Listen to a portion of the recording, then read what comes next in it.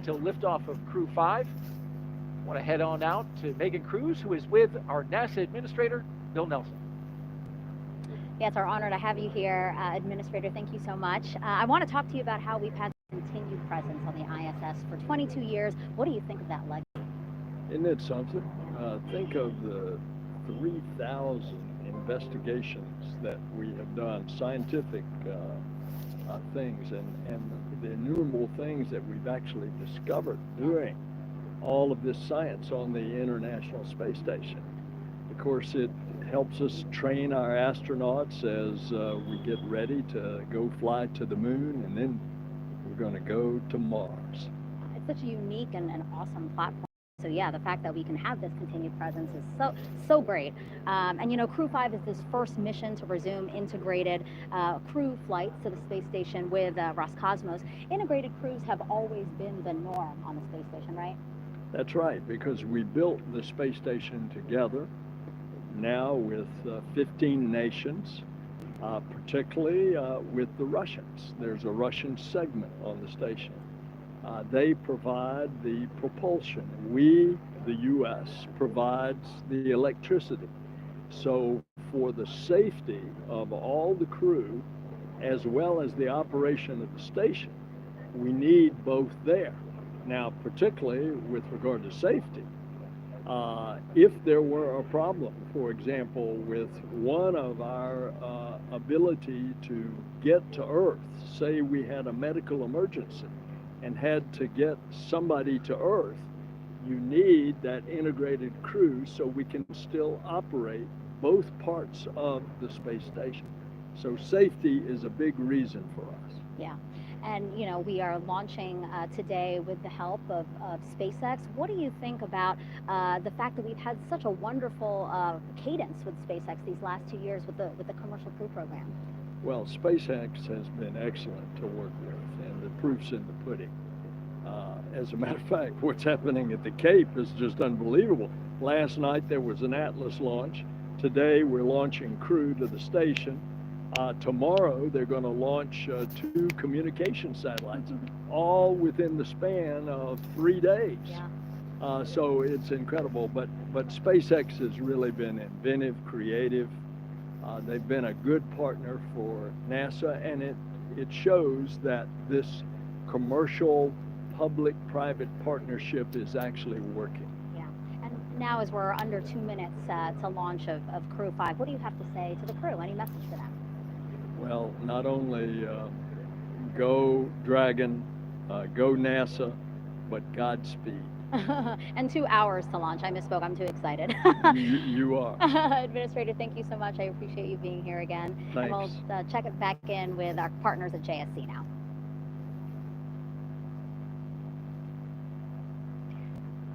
Thanks, Megan. And when Crew 5 arrives at the space station tomorrow evening, they'll officially become Expedition 68 flight engineers. Once on board, they'll do something known as a direct handover, basically saying that Crew 4 and Crew 5 will be on board the station together until Crew 4 comes home next week.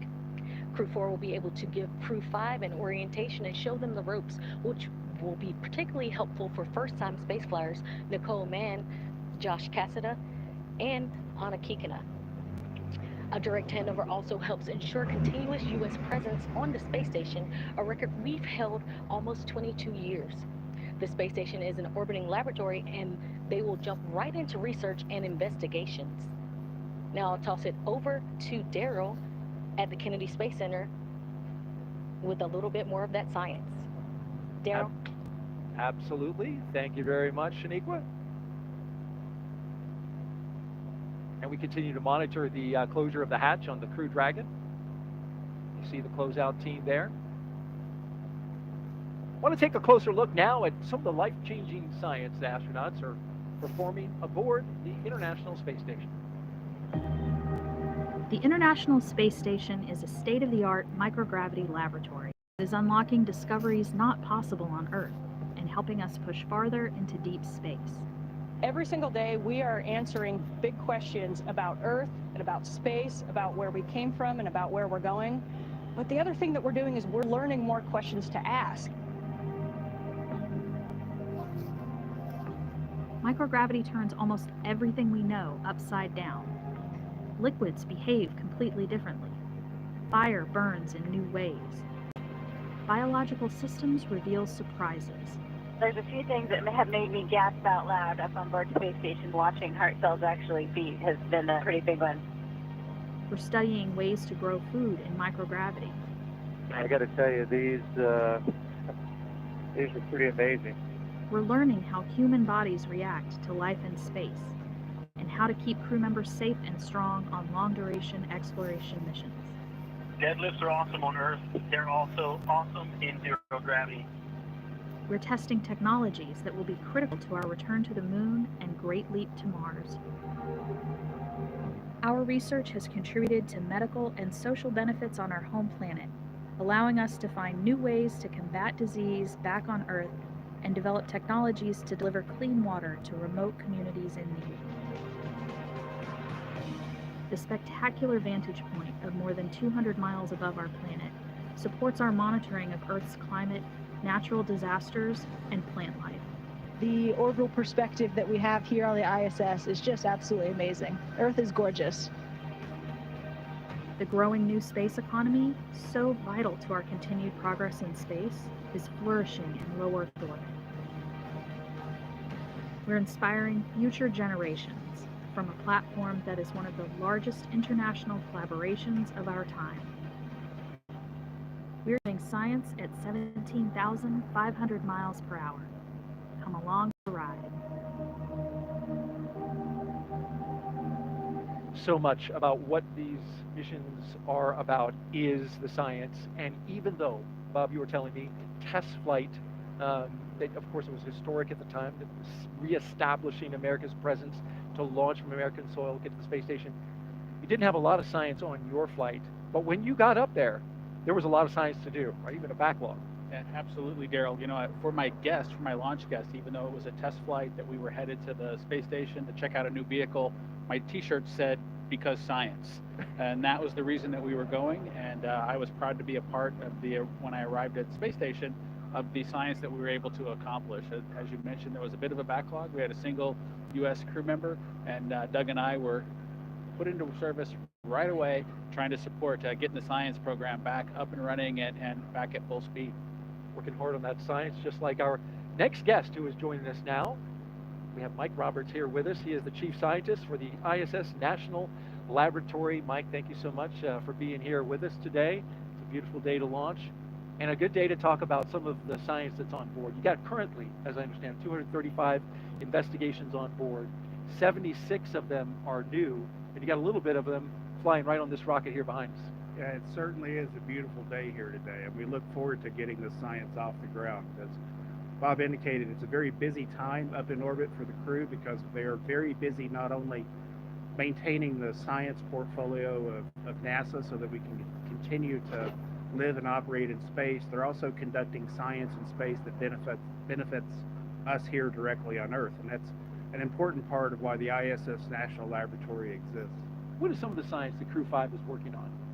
So as the crew goes up today and docks the station, they're going to be engaged in a lot of research that addresses medical needs here on Earth. We have partnerships with the National Institutes of Health through the National Center for Advancing Translational Sciences, which is doing some very important research that leverages the access to persistent microgravity in that environment. As Bob, I'm sure, experienced the environment in different ways, and in some cases those effects of microgravity on the body mimic the onset and progression of disease and aging here on Earth.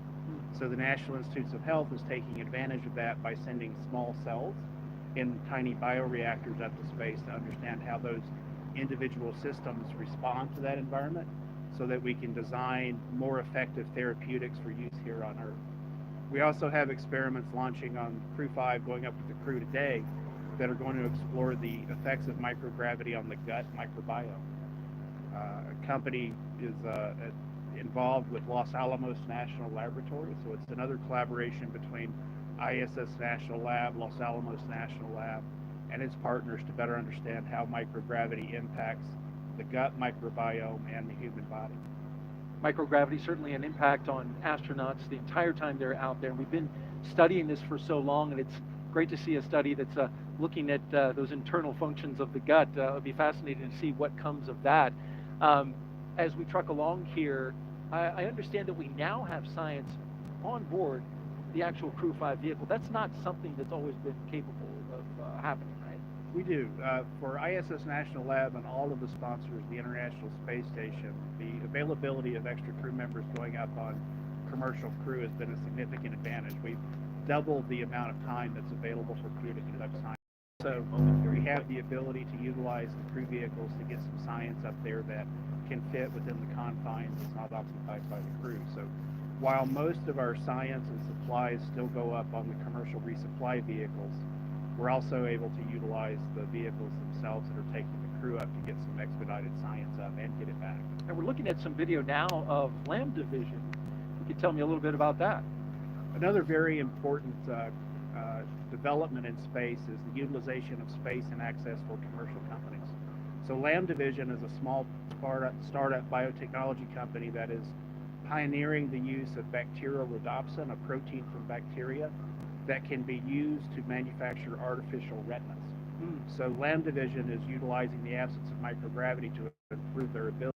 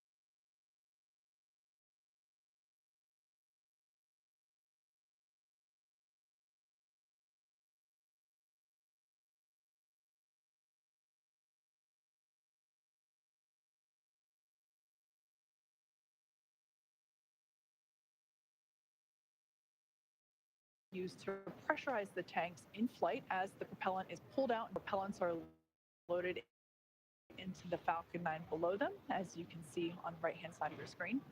The crew's training in the simulator here at SpaceX headquarters in Hawthorne, California, actually included playback of sounds recorded in Dragon capsules during recent flights. So all of the sounds that they're hearing now, not only did they hear before in our previous launch attempt, heard it during the training simulations as well. As for the range, they continue to report no problems, and they are go to support launch. Weather also looks great. As I mentioned before, our probability of violation for the launch constraints is only 5%, so really good on that front. As a reminder, today we have an instantaneous launch time. So at this point, if we hear a hold for any reason, we will have to stand down and target our backup launch opportunity tomorrow, just under 24 hours from tonight's planned launch. At this point in time, at just under T-minus 29 and a half minutes, I'll turn it back over to Jesse and Gary for an overview of events that we'll see after liftoff. Awesome, thanks, Kate. For Crew 6, the astronauts' flight to station will take about 24 and a half hours. And as we wait for that T0 mark coming up in just about 29 minutes, the ground operations teams are doing a series of system checks to make sure that both the Dragon and the Falcon 9 are ready for launch. You're going to be looking at a live view of our teams at the Cape as they prepare for liftoff. Now, as we wait for that launch clock to hit 0, we wanted to give you an overview of what the ascent portion of that mission is going to look like. Once we hit T0 and a successful launch occurs, we will watch Falcon 9 and Dragon lift off from historic launch pad 39A and make their ascent. At about 50 seconds into it, Falcon 9 engines will down, help pass through the period of maximum dynamic pressure on the rocket, or what we typically refer to as max Q. It's worth noting that once we hit that max Q point, the vehicle will be going supersonic. Once we are through the period of maximum dynamic pressure, we can throttle up our 9 Merlin engines again. From there, at about 2.5 minutes into flight, we have a series of 3 events that will happen in rapid succession. First is MECO, or main engine cutoff. This is where all 9 Merlin 1D engines shut off in preparation for stage separation, which is our second event. This is where the first stage detaches from the second stage, with the first stage making its way back to Earth from landing, as the second stage continues on its journey with the third event, SES-1, or second stage engine start number 1, where the MVAC engine lights up and propels the second stage, along with our Crew 6 astronauts, into orbit. As Stage 2 heads towards its targeted drop-off orbit, Stage 1 will execute 2 burns in order to make its way back down home on Earth. The first is the entry burn. That's where 3 of the M1D engines will reignite and then shut down again. Now, this helps to slow the stage down in preparation for entry back into the Earth's atmosphere. And while the first stage is heading back to Earth, the second stage will cut off its 1 Merlin engine that was ignited right after stage separation. Once this happens, we'll wait for confirmation of a good orbital insertion. About 90 seconds after Dragon gets into orbit, Falcon 9 will land back on Earth. The landing burn is just a single engine burn, but it's powerful enough to bring the vehicle's speed down rapidly in order to land on our drone ship at about 9.5 minutes into the mission. And while the Falcon 9 first stage is landing, Dragon is preparing to separate from the second stage. At about 3 minutes after the second stage gets into orbit, we should have a great view of Dragon with its 4-person crew drifting away from the second stage. Once Dragon is a short distance away, it'll begin checking out its Draco maneuvering thrusters to make sure Dragon continues to increase separation distance from the second stage. It's worth noting that these are not the Super Draco engines that would be used during an abort scenario. About 40 seconds after separation, Dragon's nose cone deploy sequence will begin.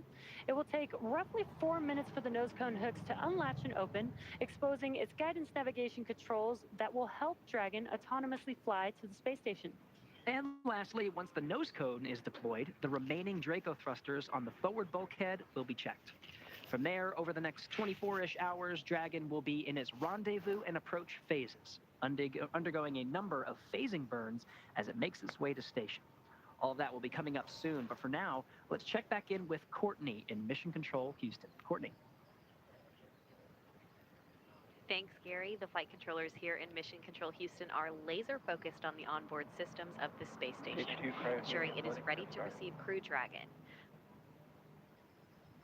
They're also making sure communication links between the station, Dragon, and the ground are working properly, and the consensus to this point is that everything is proceeding right on track. Teams here in Mission Control Houston, the team in Hawthorne, and the astronauts aboard the space station will monitor the autonomous docking of the Dragon spacecraft on Friday. They'll perform a series of leak checks, then work to open the hatches on both the Dragon side and inside the station's pressurized mating adapter. We expect hatch opening to take place about an hour and a half after docking. Once on board, the astronauts will be greeted by the space station crew and will then join in for welcoming remarks for the new crew members. From there on out, they will no longer be referred to as Crew6, but rather as flight engineers of the International Space Station until their return back to Earth. Here at Mission Control Houston, Flight Director Judd Freeling is on console overseeing the team for launch. And that's it from here in Mission Control Houston, so I'll toss it back to the team in Florida. Daryl, how's it looking? We're looking great out here, Courtney, and thank you very much as we cruise around the set here. Our production team doing a great job showing us all the sights and the sounds of the countdown of Crew6. Liftoff is at 12:34 a.m. Eastern Time, and if you're just joining us, well, we're doing well. Having a great countdown, 24 minutes to go for the 6th astronaut rotation mission to the International Space Station under NASA's Commercial Crew Program.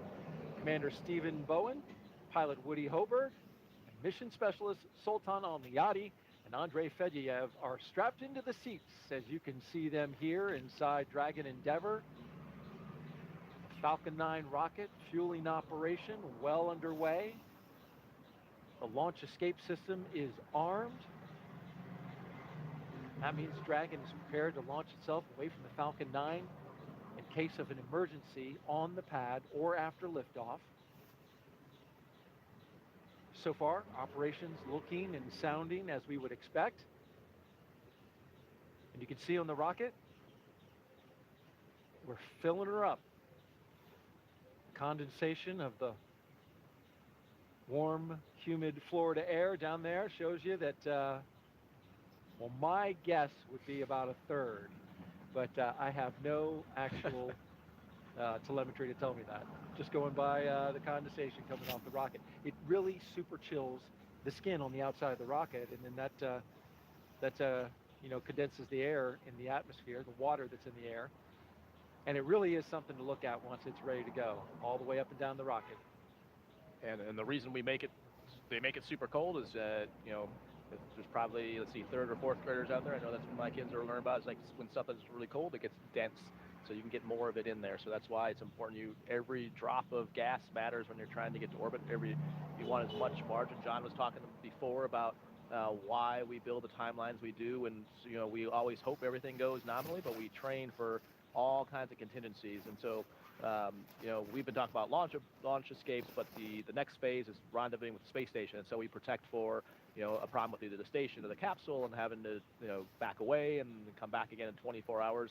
And so all that requires prop and gas, and the further and higher the F9 can get the Dragon, the more options we have. So that's why they chill the gas. You heard calls earlier about the cryo-helium, and like they talked about it out at Hawthorne. That means that we have enough gas to pressurize the tanks, and then next you'll start hearing, probably in about another minute, they'll start talking about stage 2 fuel being loaded. And so you'll hear calls, hear them talk about stage 2 and stage 1. It's a 2-stage rocket, so there's fuel and oxidizer for both the stages. The first stage, like they described, having the 9 engines, and the second stage having 1, but both of those have separate tanks for the fuel and oxidizer, and you'll hear them calling those out. Because again, the crew probably can't as much hear it like the same way they hear the Super Draco valves, but you can hear sort of some creaking and some noises, definitely some vibrations. So getting a call before that happens just kind of reassures them that sound is expected and gives them a reference point on the time limit that they're following. We're about 37 seconds away from completing stage 2 RP1 load. In the meantime, let's tell you about the crew. The commander of Crew 6 is Captain Stephen G. Bowen. He hails from Cohasset, Massachusetts. Married with 3 children, holds the title of first U.S. Navy submarine officer to be selected as a mission specialist by NASA. Captain Bowen is also a veteran of NASA space flights, including the space shuttle flights on STS-126, 132, and 133, the only astronaut to ever go consecutive back-to-back shuttles. Sitting next to Stephen is pilot Warren Woody Hoburg, 37-year-old from Pittsburgh. He studied aeronautics and astronautics from MIT before getting a doctorate in electrical engineering and a computer science degree from the University of California, Berkeley. During grad school, Hoburg worked as an EMT with the Yosemite Search and Rescue. Crew 6 will be Stage Hoburg's. 2, RP1 load complete. There's that load complete. Stage 2 is in the books. We'll load it up. And now you can see the venting off of that liquid oxygen. Talking about Hoburg, this flight will be his first flight since NASA selected him to be an astronaut along with Rajachari's class in 2017, the Turtles. In the role of mission specialist is astronaut Sultan Alneyadi. He was chosen by the Mohammed bin Rashid Space Center of the United Arab Emirates to be a part of expeditions 68-69. Father of 5, spent most of his life in Al Ain and Abu Dhabi, but in 2020 traded that in for astronaut training in Houston at NASA's Johnson Space Center. This will be his first trip to space. And it's also the first trip for second mission specialist, Roscosmos cosmonaut Andrey Fedyaev. He will be working to monitor the spacecraft during the dynamic launch and re-entry phases of flight. He will be a flight engineer for Expedition 68, just turned 42 years of age. Each of these 4 crew members will be part of Expedition 68 once they arrive at the International Space Station. T-minus 18 minutes and counting. We had strong back chill that began. And coming up in just a few minutes, we'll start loading liquid oxygen onto the second stage.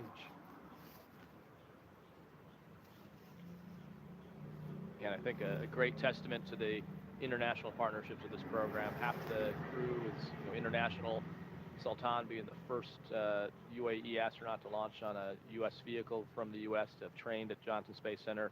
An amazing completion of the partnership that started several years ago and taking that now all the way to completion. And just great to see, NASA and space exploration being just this great unifier for the world, especially as there's low Earth orbit, but then we look beyond that to Artemis and Mars, and just the collaboration and the work to do such hard things and really pulling together the best of all the nations.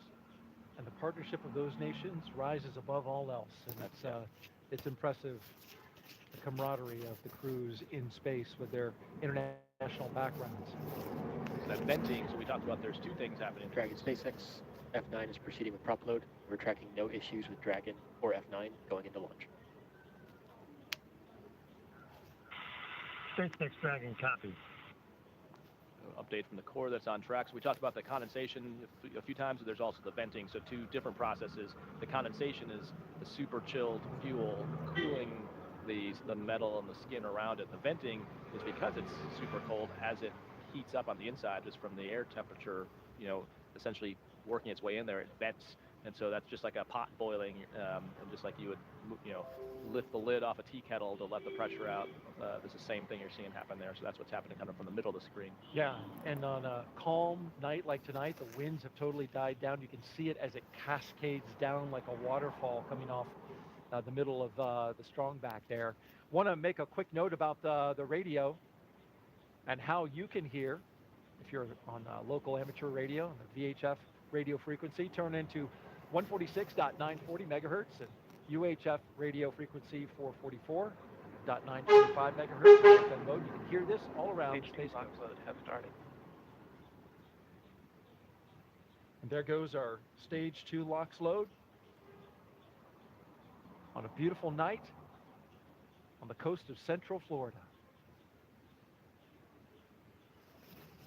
For stage 1, that's going to continue to load, and we'll see that go all the way down to T-minus 6 minutes in terms of the RP1 load. In terms of LOX, that will continue until about T-minus 3 to 2 minutes on the liquid oxygen side. A lot more volume, of course, in the first stage. Hey, let's throw up a quick social media question. What do you say, Raj? Sounds good. What we got here? At JSE Garin asks, I am 9 years old and want to know if you can see airplanes on the ISS. I have never heard that question. So actually, Megan MacArthur had a cool post where she took a picture of the ground and you can see the contrails of a plane. So you can't see a plane if it's not what we call conning, meaning contrails. If you can find the contrails, then you can follow it back to find the plane, but it's super hard to find an actual airplane that's not in the contrails. We also spent some time on Crew 3 trying to see who could one-up each other to find ships. So you can cheat and look around the Panama Canal to see if you can find ships there, but you need binoculars to help yourself. But if you know where to look or along the shipping lanes, you can usually find some ships. And then airplanes, if you look around, like the places like over the Atlantic where you can look for contrails and find planes, but absolutely you can see them. What a great answer. Didn't know that. Thank you, Raj. Let's head out to Kate Tice now. Thanks, Daryl. Everything's still looking good for launch of Falcon 9 and Dragon Endeavour just under 15 minutes from now. Now, for those just tuning in, Falcon 9 began propellant load at T-minus 35 minutes. Around T-minus 20 minutes, Falcon 9 completed loading of RP-1 fuel on the second stage. Fuel loading on the first stage remains underway, and it is approximately 80% full. It will finish around T-minus 6 minutes. Falcon 9 is also underway with loading of densified liquid oxygen, and that will wrap up at T-minus 3 minutes for the first stage and T-minus 2 minutes for the second stage. Coming up, we'll perform checkouts of the thrust vector controllers, a procedure called TVC wiggles. We'll command Falcon 9 to activate those thrust vector controllers and actually wiggle the engines a couple degrees. This verifies that those engines will be able to move while in flight, which is how Falcon 9 steers itself during the ascent phase. Dragon mission director and team reporting no issues. Communication checkouts are complete, the crew access arm is retracted, and the launch escape system is armed. And as you can see there on the right-hand side of your screen, the crew is strapped in and ready to go to space. Everybody looks pretty calm and chill, given that they are going to space in 13 minutes. Final instructions to the crew will come at T-minus 10 minutes. The crew displays will be configured for launch, which give the crew insight into how the launch is proceeding and provides constant updates on vehicle health. At T-minus 5 minutes, we'll then be in terminal count, and Dragon will transition to internal power. We'll hear continued status callouts from SpaceX Mission Control as we get closer to liftoff. The ranges go, all secured air and sea space remain clear, and as you can see, weather remains gorgeous, and everything still remains inbound for the launch criteria. So all in all, Falcon 9 and Dragon Endeavour, all systems remain go for launch in just 12 minutes and 34 seconds from now. All right, thank you very much, Kate. And take a look at this picture. Before their flight, Crew 6 got a picture with what was supposed to be their booster. Actually got swapped out for a brand new booster, but anytime you get that close to the hardware, it's a cool thing. Brand new booster launching tonight. And at the time Falcon 9 and Dragon launches, the International Space Station, which is being tracked right here by Mission Control, will be 260 statute miles over the Bristol Channel, southwest of Cardiff, Wales. Crew 6, once they get off the ground, will spend the next 25 hours chasing down the International Space Station for a rendezvous at 1:11 a.m. Eastern Time tomorrow, Friday. And we'll have live coverage on NASA TV of docking and the Crew 6 welcome ceremony at 11 p.m. Eastern Time tonight.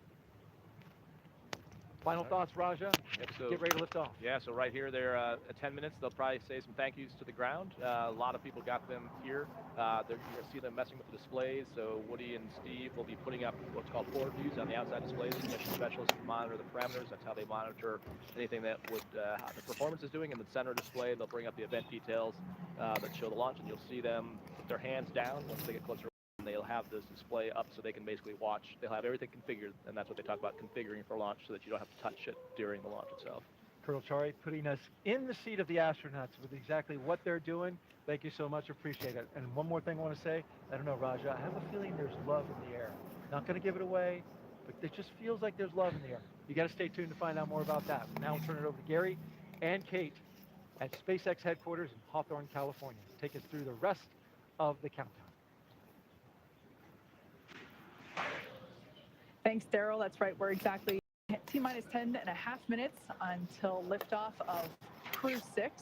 As you can see there on your screen, Falcon 9 is underway with propellant loading, as indicated by those white clouds forming around the vehicle. The fuel loading is complete on the second stage. LOX load remains underway. It's about 40% full on the second stage. LOX load also underway. Dragon, SpaceX, confirm crew displays configured for launch. SpaceX Dragon crew displays are configured for launch. Copy that, Steve. And once again, on behalf of the entire SpaceX team, we're honored to have you aboard Dragon capsule Endeavour on its next trip to the International Space Station. We wish you a great mission, good luck, Godspeed, and enjoy the ride. And thanks again to everyone out there who made the vehicle, the ISS, our mission, and our crew ready for launch. Really want to thank everyone. Appreciate the great call, much appreciated call for the scrub the other night. It was a great call and a good learning opportunity for the crew and I think for the teams. And so once more to the breach, dear friends, Crew6 is ready to launch.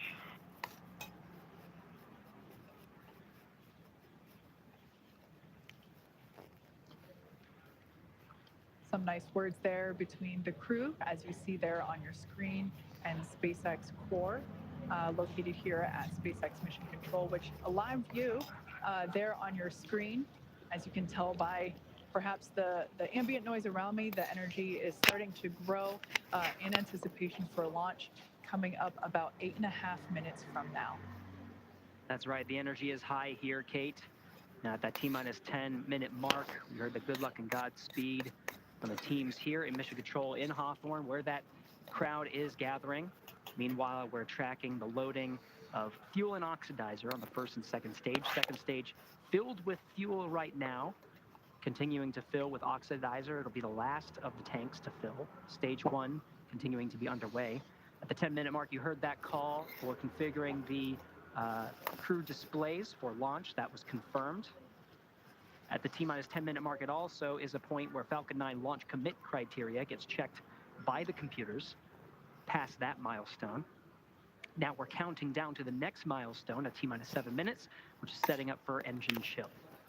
That's right. We should hear that call out in about 44 seconds. At T-minus 7 minutes, we will actually open up the pre-valves to the M1D engines, those 9 engines at the base of the first stage. That will allow a little bit of that super chilled, densified liquid oxygen to flow into the hardware, those turbo pumps. And that basically helps prepare the hardware from a thermal standpoint or a temperature standpoint for that full flow of super chilled liquid oxygen. So we basically open up the pre-valves and a little bit of that LOX flows in and helps cool the hardware down in preparation for full flow of liquid oxygen. Engine chill has started. And as expected, there's that call out for that engine chill, indicating the pre-valves are open and the engines are beginning to prepare for liftoff. Now under 6 minutes, 45 seconds from launch, again, we're continuing to fuel the Falcon 9 rocket. Stage 2 filled with the RP-1 kerosene. At the T-minus 6 minute mark, we should hear a call out that the stage 1 RP load is complete. They're just topping that off. Liquid oxygen on both the first and second stages come next. RP-1 load complete. And there's that confirmation. We're counting down to T-minus 5 minutes at this point. At T-minus 5, the Dragon is configured for terminal count. And at terminal count, Dragon is switched to internal power. Right now receiving power from umbilical lines from the ground. Also at just under 5 minutes, we'll be waiting for strong back retract. The arm that's currently propping the Falcon 9 and Dragon up We'll see the clamp arms start to open, and the strong back itself will tilt about 2 degrees off from where it is now at a 90-degree position. Just a little off, and then it'll get out of the way completely upon liftoff. Then, of course, comes the, after the strong back retracts, comes the completion of liquid oxygen loading on both the first and second stage. For now, T-minus 5 minutes, 15 seconds. We're going to stand by for that call of configuring for terminal count. Crew 6 in their seated positions and ready for launch. Dragon is in configure for terminal count. Tanks are pressurizing for strong bag retract.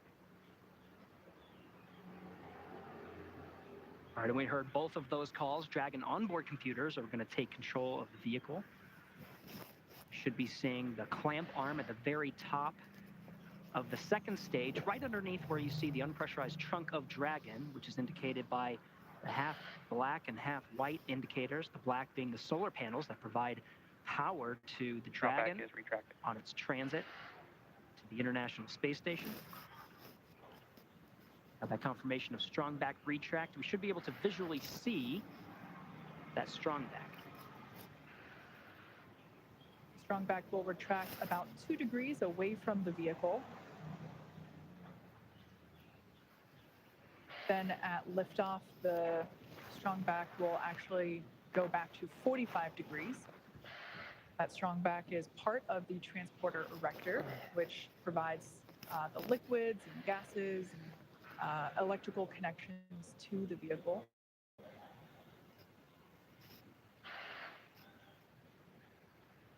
As Gary pointed out, those clamp arms opened up underneath. At this point in time, fueling remains underway, propellant load remains underway. All fuels are loaded. That RP1 liquid oxygen load should... Stage 1, offload complete. There, we just heard that call out that is all done. Second stage LOX load still underway. That will wrap up at about T-minus 2 minutes. Now that first stage liquid oxygen load is complete, we'll see some more of that white gaseous cloud forming around the vehicle due to those lines being Dragon is closed off. in terminal count and on internal power. All right, good call out there indicating that Dragon is running on its own power. We are terminal count now at T-minus 2 minutes and 29 seconds. The crew remains comfortable there on the right-hand side of your screen. About 15 seconds remaining in stage 2 LOX load.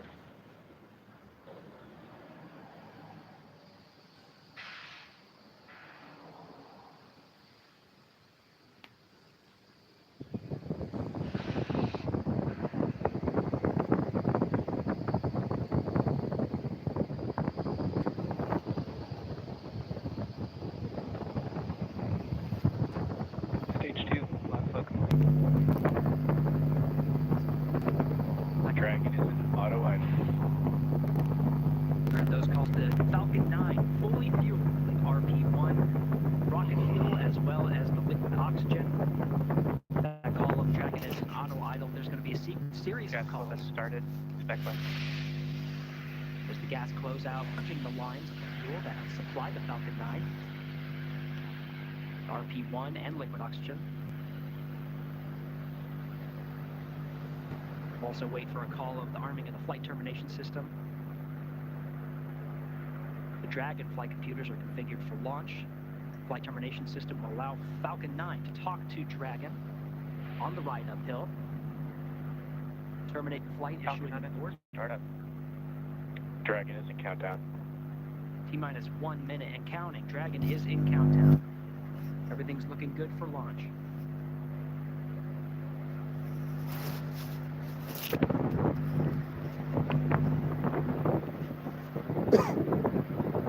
Dragon, SpaceX, go for launch.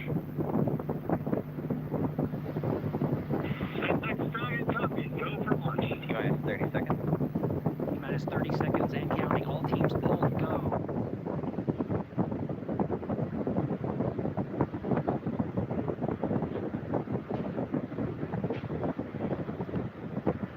15 seconds. Ready for an on-time launch for the instantaneous. 10, 9, 8, 7, 6, 5, 4, 3, 2, 1. Engines full power. And liftoff. Crew6. Go Dragon, go Falcon. Now launching on Endeavour's fourth flight to the International Space Station. Vehicles pitching down range, 1.7 million pounds of thrust, provided by the 9 Merlin 1D engines of the first stage. Hearing good calls, stage 1 propulsion is nominal.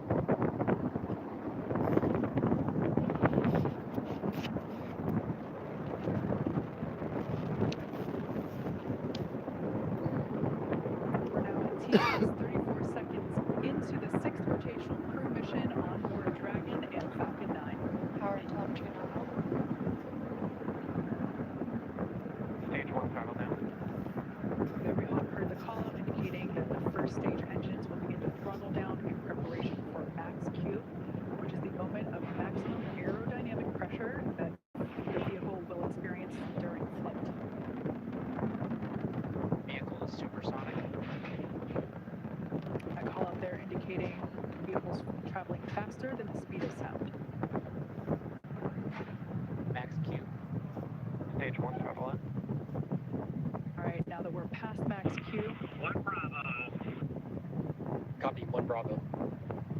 That 1 Bravo indicator are different abort modes that are called that allow the ground teams and the crew to track about the position of the Falcon 9 and the Dragon as they make their way up the eastern seaboard. In the event of an abort, these different abort modes would indicate about the position where Dragon would land, started. as well as indicate what series of maneuvers Dragon would indicate. So far, we're hearing good calls on the performance of the Falcon 9 on its ride uphill. 1 minute 53 seconds into flight.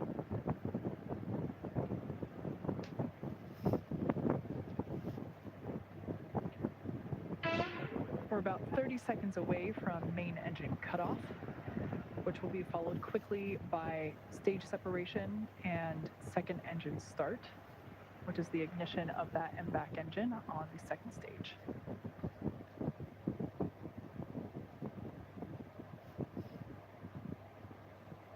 Now about 10 seconds away from main engine cutoff.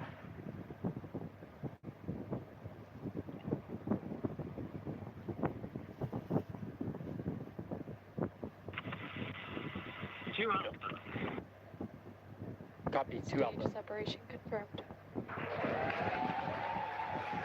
There you can see on your screen confirmation of stage separation as well as ignition of that second stage engine.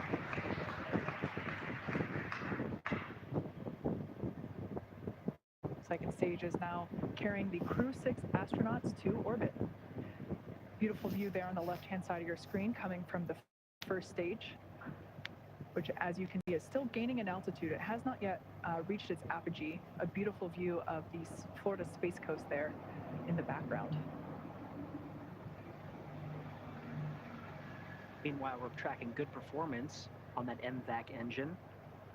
On the screen to your right, we'll be hearing periodic performance calls about once every minute of the status of the trajectory of the second stage and the Crew6 astronauts that are inside Crew Dragon Endeavour.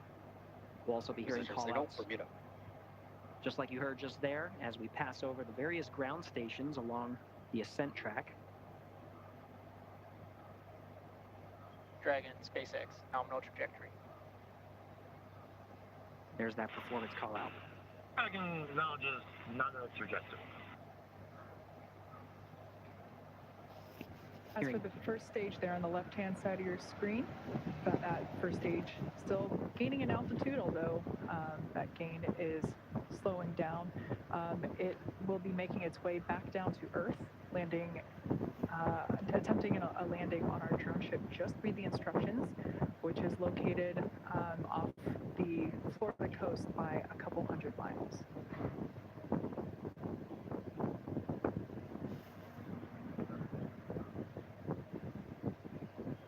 Engine on stage 2 burns for 6 minutes after second stage ignition. Continue to see this engine burn until about 8.5 minutes into today's flight.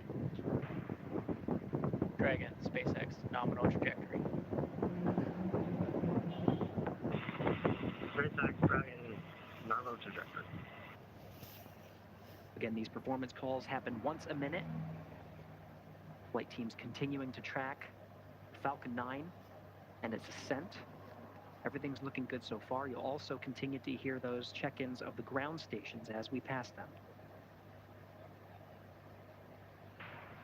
At this point in time, we're roughly 2 minutes away from the next major event, which will be the entry burn for the first stage. We will relight 3 engines, 3 M1D engines on that first stage to help slow the vehicle down as it re-enters the Earth's atmosphere. We're approaching 200 kilometers in altitude. It's about 124 miles. Meanwhile, velocity. Dragon, SpaceX, nominal trajectory. Good trajectory calls. About to pass 12,000 kilometers per hour. SpaceX Dragon, nominal trajectory. It's about 7,500 miles per hour.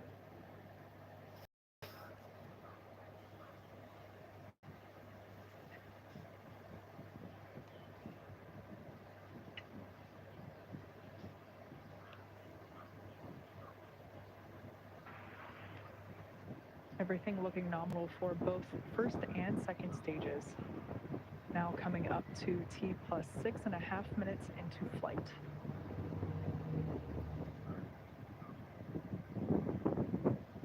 Mostly what we're hearing now are the performance calls in the second stage. In about a minute is when we'll see a series of events in rapid succession. It's been a pretty good pace since second stage ignition. About less than a minute from now, we'll start to see Dragon, more action on the SpaceX, first stage. Nominal trajectory. SpaceX Dragon, nominal trajectory.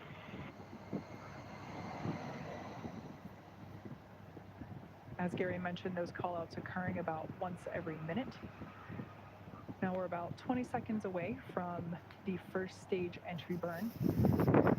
That burn 30 seconds and helps slow the vehicle down as it re-enters back into the Earth's atmosphere. Stage 1 entry burn startup. And there you can see Stage 2, FTS has saved. on your screen that first stage entry burn has begun. That booster sees high drag and conclusion of that entry burn. Meanwhile, good performance on the second stage. Since second stage ignition, we've been in a 2 alpha abort mode. The next abort modes will happen in big succession to Bravo, to Charlie, Delta, Terminal and Echo. guidance. Each indicating different series of maneuvers in the event of an abort scenario, but as you've been hearing from the periodic checks, we're seeing good trajectory, good performance on the Dragon and Falcon 9. SECO, second stage engine cutoff, would be coming at 8 minutes 48 seconds. Coming up on that event. SpaceX Dragon, Shannon. Shannon. Copy, Shannon. Now off the coast of Shannon. Bye for SECO.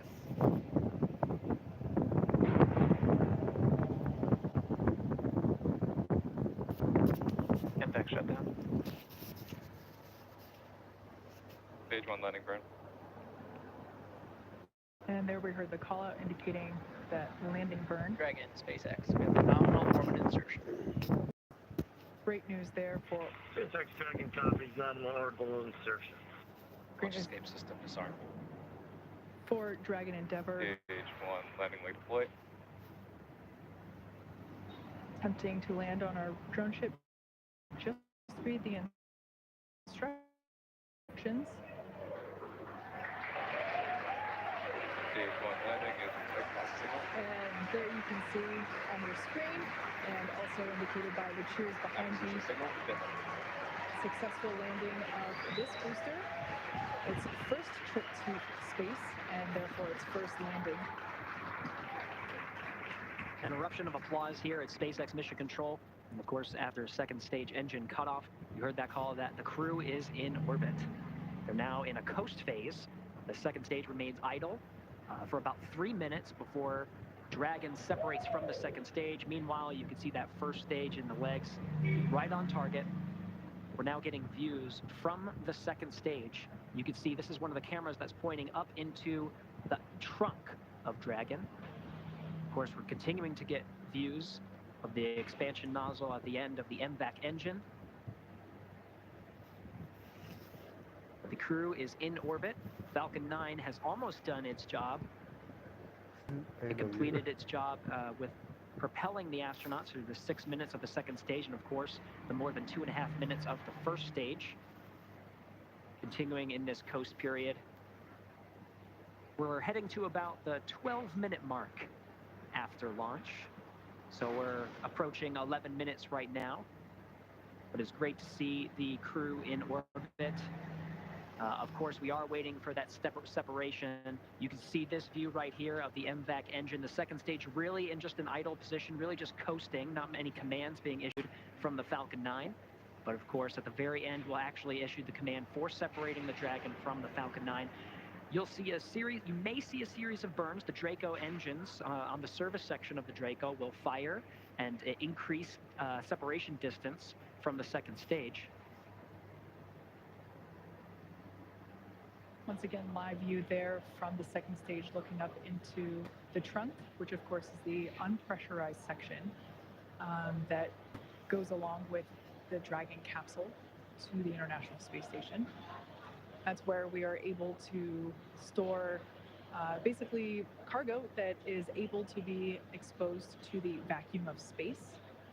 So a great view there looking up into the trunk. That will be hopefully the first views that we get of that separation event, which we're expecting here any second.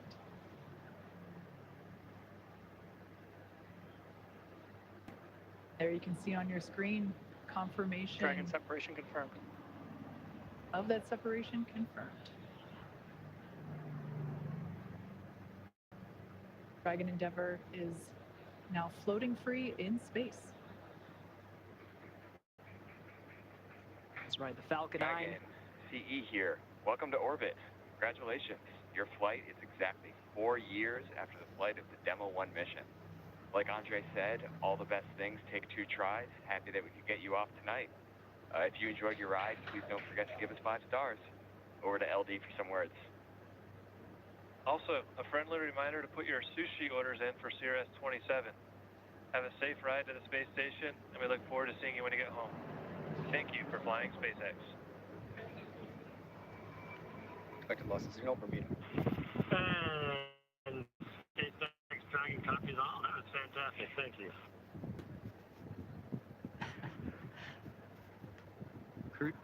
The Crew6 astronauts, of course, having a strong bond. And SpaceX Dragon, we'd like to really, for the great ride to orbit today. It's greatly apprecited. May have taken a few rides, but a few times, but it's worth the trip. And I guess I'll pass it over to Woody for some engineering, and I just feel so lucky that I get to fly on this amazing machine. Thanks to SpaceX, thanks to NASA, Commercial Crew Program, and our international partners. A lot of innovation went into this, tireless work out there, and a lot of painstaking attention to detail and focus on testing. I think that's what makes it all possible to fly humans in space. Thank you.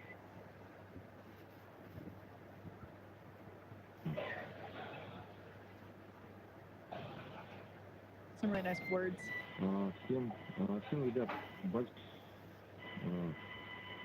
за подготовку, за то, что помогали в этом деле. Мне и всем ребятам. И я хочу сказать, что сегодня человечество делает еще один шаг в подготовке к новому большому скачку. Для меня огромная честь быть частью такой большой и дружной семьи, и величайшей международной команды, как Международной космической станции, работая вместе на благо всего человечества. Today humanity takes another step for next big leap, and for me, a huge honor to be part of such a big and friendly family in the greatest international team of the ISS, working together for all mankind. Thank you.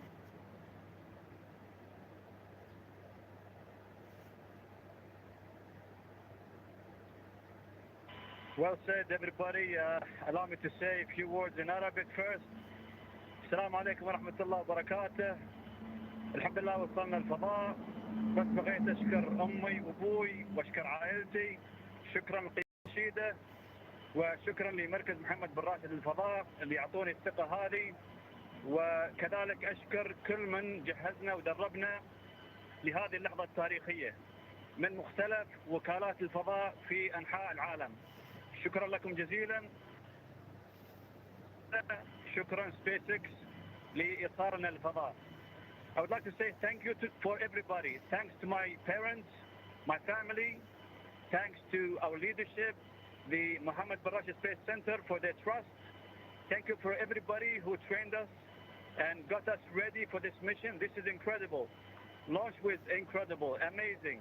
Thank you so much. And last but not least, thank you NASA. Thank you SpaceX for flying us to space.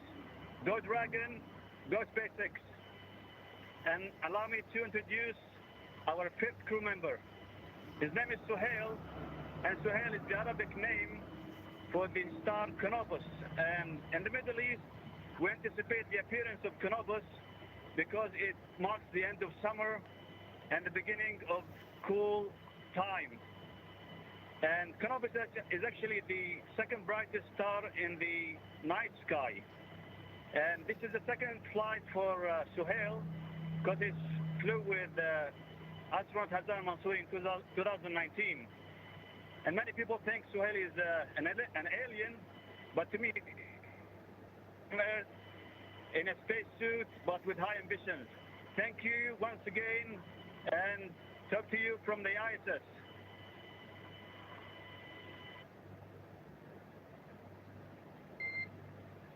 In Dragon SpaceX, we copy all those words.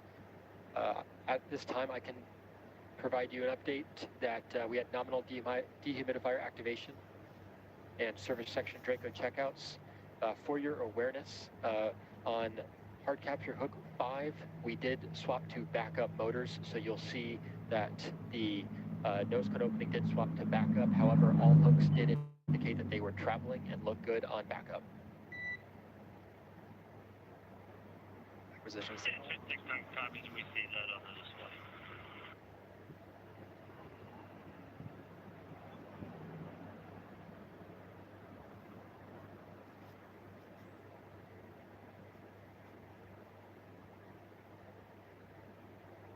All right. Very dynamic time. Of course, Falcon 9 delivering the Crew6 into orbit after the 9-minute ascent. We heard those great congratulatory words from each and every member of Crew6, who of course had a strong bond with the teams here in Mission Control and SpaceX. That call you did here to the crew was about the nose cone. The nose cone is deploying now. They were troubleshooting an issue with one of the hooks, but switched to backup motors, and we're seeing that nose cone deploy now. But Crew6 is now on its way to the International Space Station. It's going to take about 24.5 hours, so they'll go through a series of checks, a series of initial burns, and then they eventually have a sleep period before waking up and really getting into the action with a lot of the burns that bring it closer and closer to the International Space Station. It'll be docking to the Zenith port. We're now getting views from the Dragon, and that's the nose cone deploying that you're seeing right now on the end of the Dragon. And Kate, this really sets the crew up for some of the major burns here. That nose cone deploying reveals the 4 forward bulkhead Dracos that do a lot of the heavy lifting, a lot of those significant burns that bring the crew closer to the International Space Station. That's right. The nose cone is basically the pointy end at the top of Dragon. So now with that being exposed, those forward bulkhead thrusters will be able to do their job as Dragon Endeavour makes its way to the International Space Station. Just prior to losing the ground station coverage, we were able to catch a quick glimpse of the 0G indicator. I always love seeing that be revealed as it's always different for each crew. special to the crew members.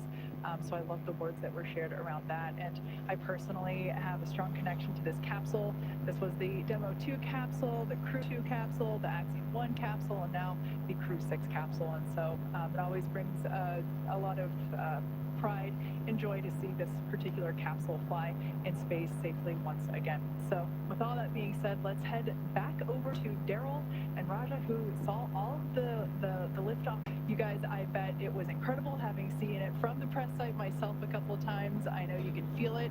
Tell us how it was to see this crew lift off. Absolutely, Kate, and thank you for the toss back here to the Kennedy Space Center. And on that point, we got to get Raja's reaction first, because it was his first launch. He's been on a rocket. He's been to space. See the outside. First time watching the launch. Yeah, that was awesome, Daryl. It was better than I expected. So I think a much more throaty, rumbling sound once it started to pitch over, and a beautiful night here, so we could see the second stage light. We could actually see the throttle down for stage 1 to stage B, which was really cool. Saw the separation, saw the light go out when the first stage separated, saw the second stage light, and we got to watch it pretty much all the way to 2 Bravo. It was pretty impressive. To 2 Bravo. Yeah. Sorry, those are different launch escape phases. So yeah, it was awesome seeing it from the ground and just kind of thinking through what that ride was like a while ago. But I'd rather be on the inside than the outside. But it's pretty here with us. But it's pretty impressive for both of these. Yeah, well, we're so glad to see them. Excited that they're on the way to the space station. So happy for them. No doubt. Congratulations to not only the crew that is getting up into space, but also everyone who helped make it possible. It takes a tremendous number of people in order to pull that off. And that roar, right? Did you feel it in your chest? Yeah, so on the day of, you can hear it, you can feel it there and you can feel it here. You can actually feel the vibration and actually bodily, it's actually vibrating your body, the ground around you. And I think this is the coolest of it, almost daytime around the launch pad when it first lit, just with the humidity, the temperature dew point spread right now. There's a lot of moisture in the air, so just the reflection of the light, you actually couldn't even see the top of the rocket. It was the plume lit up the whole horizon. So basically, as far as you can see, 180 degrees here, it just looked like daylight for the first about 20 seconds. So it was really, really cool. Well, your first launch watching. Yep, I'll be back again. Yeah, I'm ready to see it. We love it. Fantastic. All right, as I mentioned before, we got to the terminal count, ascent. Said there was a little bit of love in the air, right? Well, why is that? Well, a gentleman by the name of Sabi Farouk brought his girlfriend to the Banana Creek launch viewing location and proposed to her right at liftoff. They're both from Denver. We have a picture, and there it is. There's Sabi and his girlfriend, and now fiance, Tamorin, and she's sporting the ring. Congratulations to them. What a special thing to do. He had planned out this because during their when they first met, they had their first kiss at a rocket launch, and so he wanted to bring her back to propose. It happened right here at the NASA Kennedy Space Center. What a neat what a great story. Yeah. Congratulations to both of them. So now let's turn it over to Jasmine, who is with a special guest, post-launch reaction. Jasmine. Thank you so much, Daryl. Here on the balcony of S2, we had a great view of launch, and the crowd around us just erupted in cheers and lit up the night sky. Joining us now is Kennedy Space Center Deputy Center Director Kelvin Manning. Thank you so much for being here. Well, it's great to be here, Jasmine. We are so glad to have you. And Kelvin, first question is easy. What did you think of launch? It was spectacular. And anytime we're putting people on a rocket makes it even more special. So we launched satellites, we launched all kinds of things, but tonight it was Woody, Sultan, and Andrey, watching them walk out, saying goodbye to their families, and for us to get them off safely onto the International Space Station, that's a huge accomplishment. It really is a huge accomplishment. Daryl just mentioned love in the air, and we saw that great proposal at Banana Creek. And Commercial Crew is really the perfect marriage of our commercial and our international partners. Isn't that right, Kelvin? Absolutely. So government, industry, and international partners, it's kind of like a modern day, what we strive to have like Star Trek. You have all these people from different planets, and we'll just get started here. So maybe one day we'll have different other planets as well. We really are just kicking things off. And you mentioned, that the astronauts flying on today's mission, and you've actually been on the selection panel for the astronaut class before. One of those was the Turtle, so pretty exciting for you to get to see Woody fly today, right? Oh, absolutely. Special guy, and really looking forward to seeing him on orbit and then getting back home and hearing his story. Yeah, we're looking forward to having him back as well as the rest of Crew6. And this was really a great way to kick off the launches of 2023. We mentioned earlier with Janet Petro that we are looking at over 90 launches this year. So what else is going to station in the next few months? Okay, we got a cargo resupply mission, CRS-27. We have Boeing's inaugural flight of the crew flight test, looking for Sonny and Butch sometime this spring to fly the CST-100 Starliner to station. That's a huge deal. And we got another commercial Axiom mission that'll go to the space station, and then we'll look at Crew7 to follow these guys in another 6 months or so. Wow, a lot of work going on here at the Kennedy Space Center. Kelvin, any final words of thanks that you want to give to the workforce here? Yeah, it's all about the team, and this is America's space program. We talked about our industry partners, our other government partners, and our international partners. So we have a lot to be proud of, and like we said, we're just getting started. So thank you, Jeff. Of course, and this really is the dream team. We appreciate you being here tonight, Kelvin. All right, Daryl, back to you. So much, Jasmine. See her working the love in there with the CCP. Well done. Thank you very much. Well, the crew is on the way to the International Space Station. We did hear from the SpaceX team that the nose cone hooks at the top of the spacecraft, right? Yep. The Dragon, they went to the backup motors in order to release that nose cone. That's pretty critical to make sure you get that up. Great redundancy with the system there. But why is that so important that nose cone? Yeah, so we can't dock to the space station without the nose cone. So as we saw, just looking at the views of the capsule before liftoff, it's closed for aerodynamics, and you don't want a door wide open while you're flying through the air. Once you're in space, of course, there's no drag, so then you can open that up, and that exposes the camera and the sensors that allow the Dragon to dock with the International Space Station. There's a whole lot of stuff going on, so the crew was working the comms back down to the ground and monitoring a whole bunch of systems. So we saw the separation. They have telemetry that gives them information about that, and then the next step is the nose cone deploy. And as you heard the Corps mention, all of those hooks, there's a dozen hooks, 6 of them are holding the nose cone. And then basically each of those hooks has backup and primary motors. So what you heard them describe is one of those went onto the backup motor to open the hook, which is why we have backup motors. Now with the nose cone open, they should be good to continue to the space station. And next thing they'll be talking about is phasing burns, how they have to catch up. I'm sure there'll be teams looking at the data from that to see if it was kind of like we talked about earlier in the broadcast. Was it actually a problem with the primary motor, or was it just bad telemetry? So the ground has some ability to suss that out with some extra data they have. They can try resetting things. So my guess is when they go to actual docking, they may retry that primary motor just to see if it's working. I mean, they have the backup motor still as an option. So they still have the redundancy, but they'll sort through maybe troubleshooting that some more. But I don't think it should affect the So those hooks are used when they dock? Right, the same hooks. There's a soft capture and a hard hook system that attaches them to the space station. But again, as long as hard capture, the hard hook system that attaches them to the space station. But again, as long as the backup motor's working, it should be fine. Should be good to go.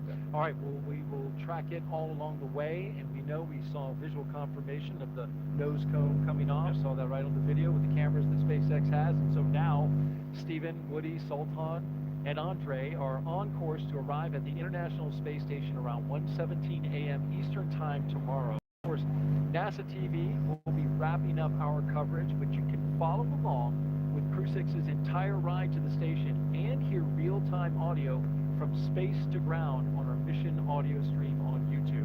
Just look for the link on NASA social media accounts and in the description of the NASA YouTube launch broadcast. And though our coverage here at Kennedy Space Center is concluding, Crew6's mission has only just begun. And you know it well, Roger, when you go up into the International Space Station, you really enjoyed the ride getting there, because that's when the work starts. Exactly, yeah. So it's actually a really nice period of time here. You got some time to look out the window, enjoy your time. You spent a lot of time in the sim, the Dragon sim, whether it's out of Hawthorne or the ones out in Houston. But it's nice to actually, now enjoy the the ride, take it all in, especially for the three rookies. Get used to some space adaptation, moving around in microgravity before you get on the space station. But as soon as you show up on the space station, man, it is busy. It is fun, but it is busy. Time to get to work. Next up is our post-launch news conference scheduled for 2:30 a.m. Eastern Time on NASA TV. We'll have a live joint docking coverage of Crew6. We'll have the welcome ceremony starting at 11 p.m. Eastern Time tonight. This will be on Thursday on NASA TV, as well as SpaceX's YouTube channel. And you can find mission updates on Twitter, at NASA, at SpaceX, and on the web at nasa.gov, including that link. We'll have it in there in the description.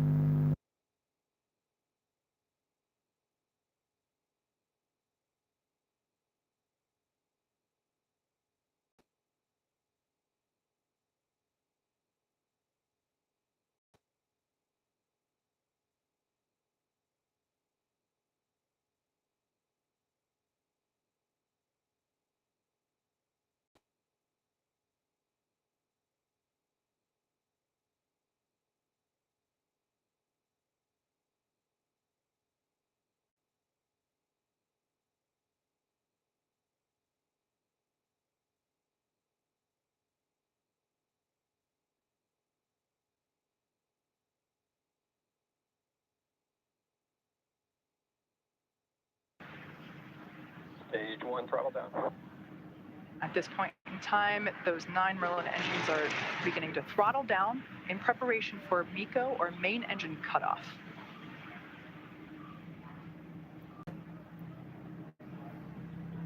Standing by for MECO.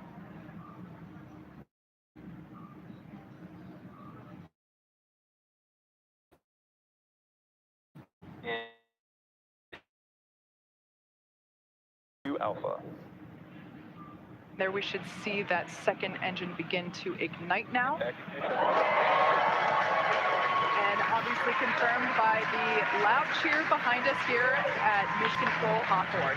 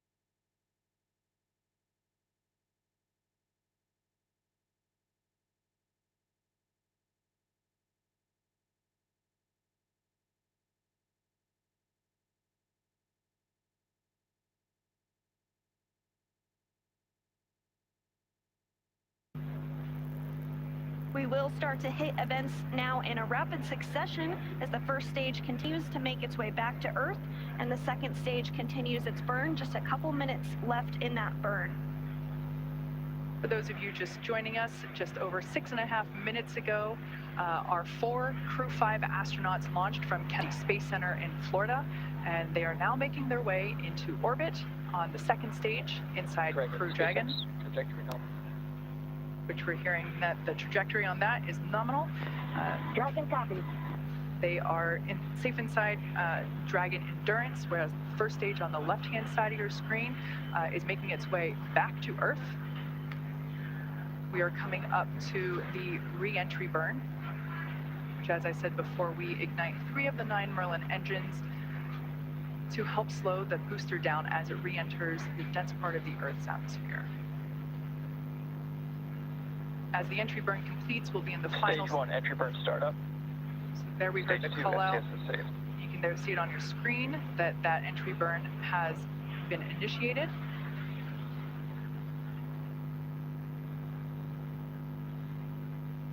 And as that entry burn completes, we'll be in the final different abort phases here shortly, which essentially correspond to areas along the very northeastern seaboard of the U.S.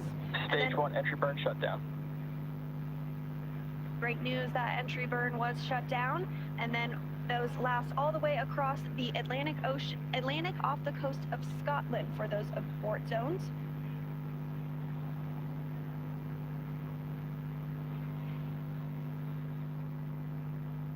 Everything continues to look nominal for both the first and second stages.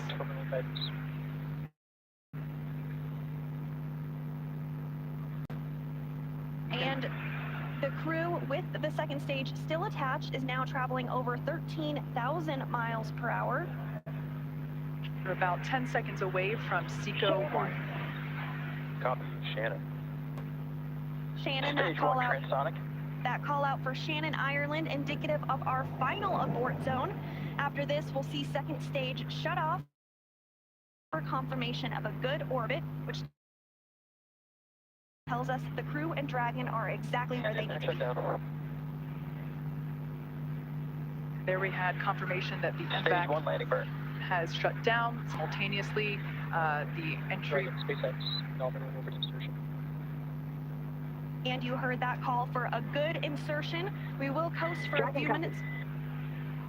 There we can see the drone ship coming into view as Falcon 9 attempts. Stage 1 landing leg deployed. See those landing legs have now deployed. And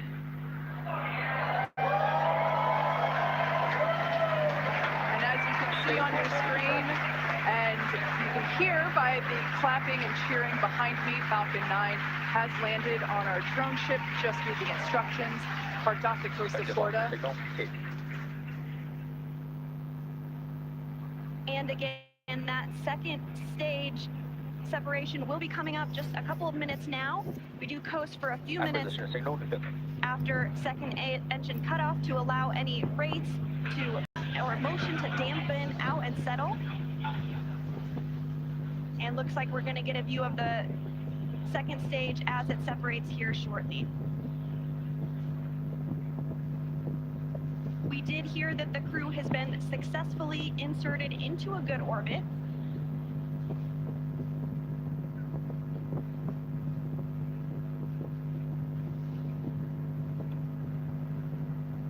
Again, the crew is still attached to the second stage.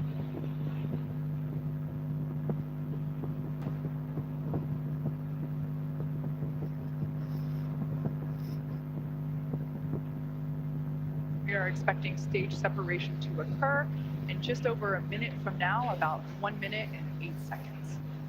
And that's when the second stage will separate from the Dragon trunk. The Dragon trunk is the part of hardware where we are able to house the cargo that is able to be exposed to the vacuum of space, as well as the solar panels which help power Dragon while it is on orbit.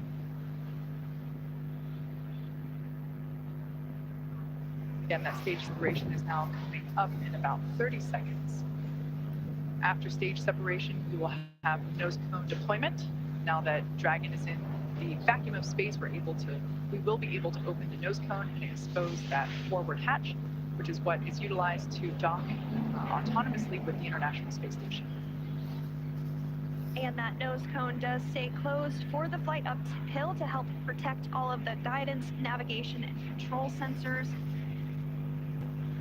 We are standing by for second stage separation.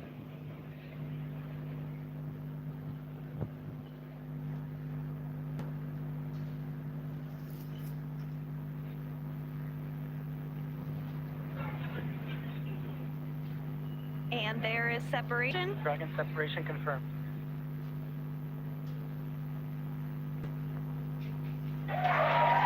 Dragon, did you launch director? Dragon capsule is Dragon, it's your launch director on Dragon. On behalf of the entire launch and recovery team, it was an honor, a pleasure to be a part of this mission with you. And while October 3rd may belong to the Mean Girls, October 5th will forever belong to Crew 5. Godspeed, Endurance. Cheers.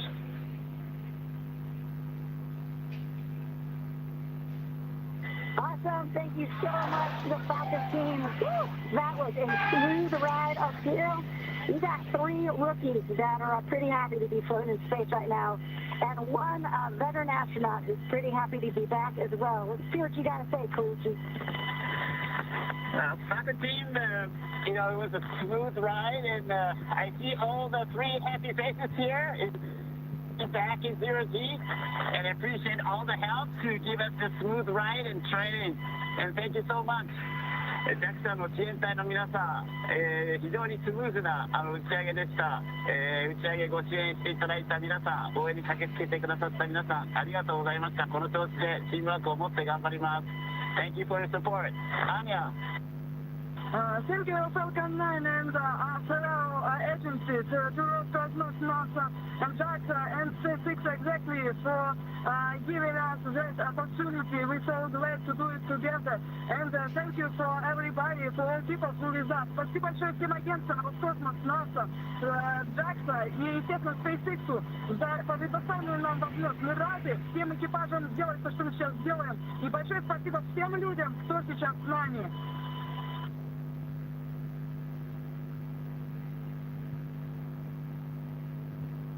Really nice words there from the Crew 5 crew as And Dragon Falcon 9C, thanks for the words.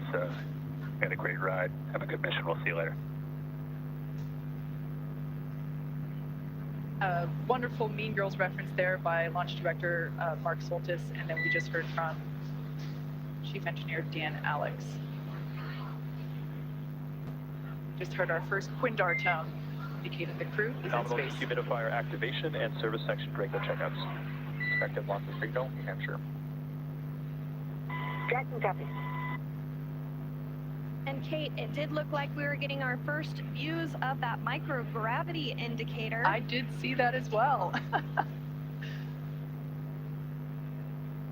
And we're getting views now of the crew on orbit, 3 of them for the first time ever. We saw some cheers, some high fives. Looks like they're feeling great.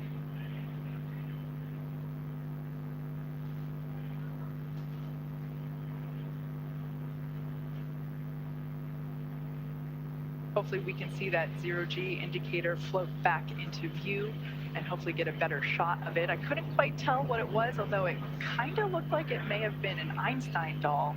But that's just kind of what it looked like from the backside.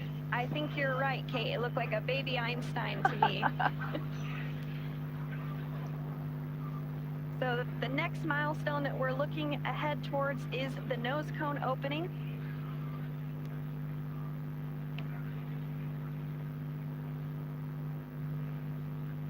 If you've just joined us, we had a successful liftoff exactly 16 minutes ago of the Crew 5 mission.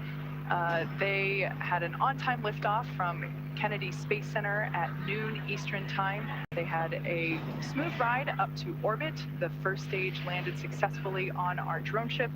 Just read the instructions, and everything has been looking good so far. We are hoping to get another view on board Dragon once we're able to get that camera back. But so far, everything leading up to this point in time, we got a shot there of the MVAC engine, which is no longer firing. It is coasting with that it's attached to the second stage, which has been separated from Dragon.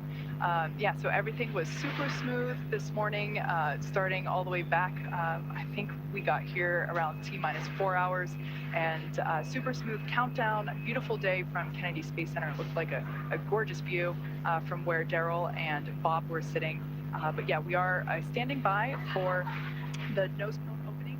Now that the Dragon spacecraft is in space, we are able to loss of signal.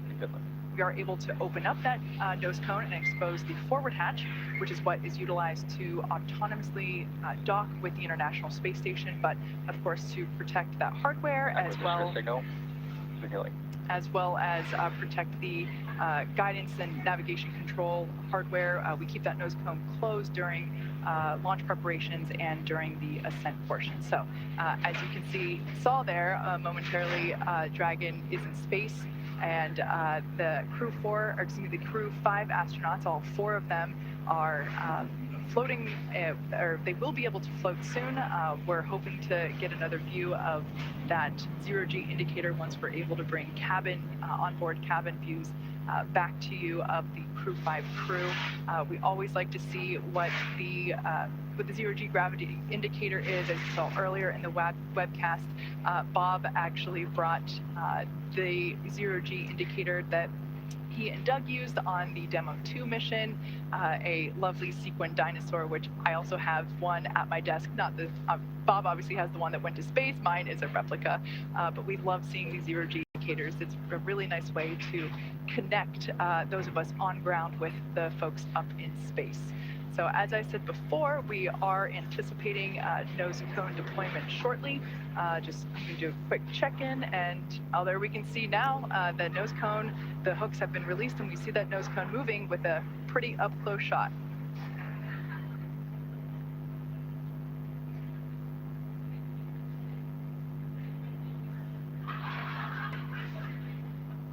We're continuing to see that nose cone open, and Acquisition of signal line.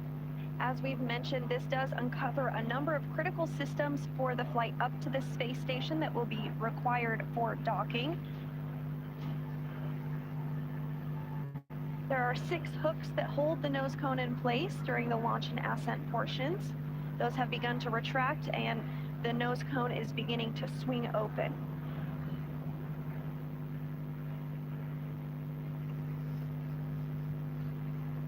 The nose cone is about 2/3 of the way open at this time, so we do expect it to be fully open here shortly.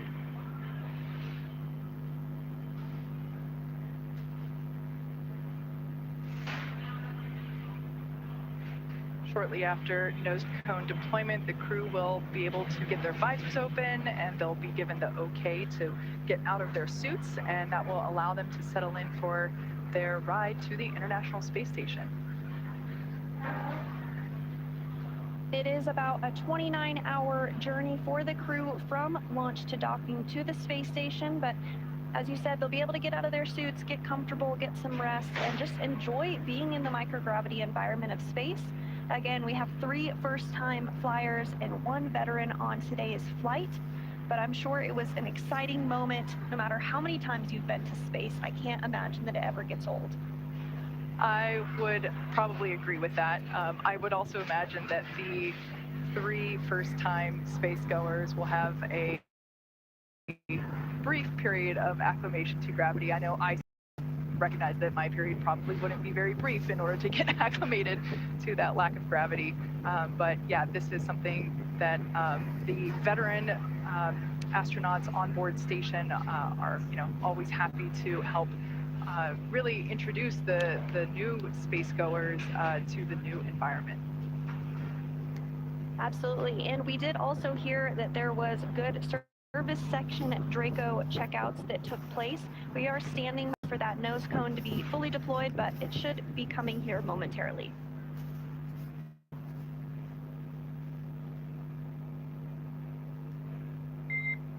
Dragon, we see a nominal nose cone opening, TCS and forward bulkhead Draco checkouts.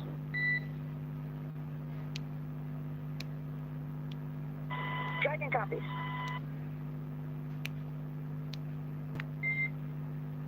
Next burn is the upcoming phase burn per your displays. We see the phase burn in 28 minutes. Good readback.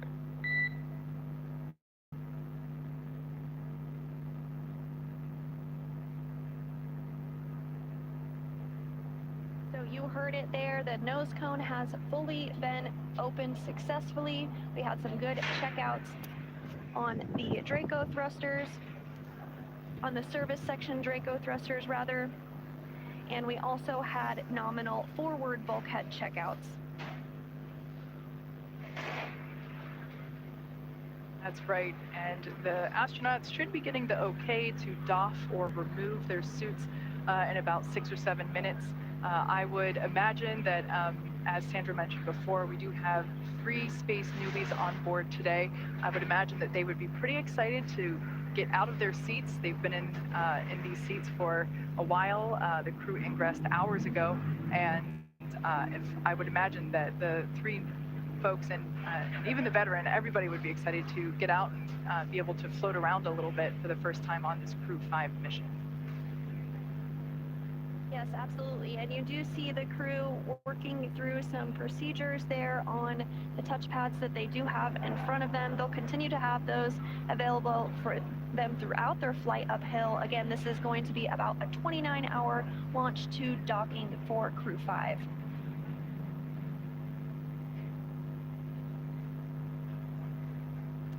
Though that zero-G indicator may have floated out of view, perhaps up above the crew displays.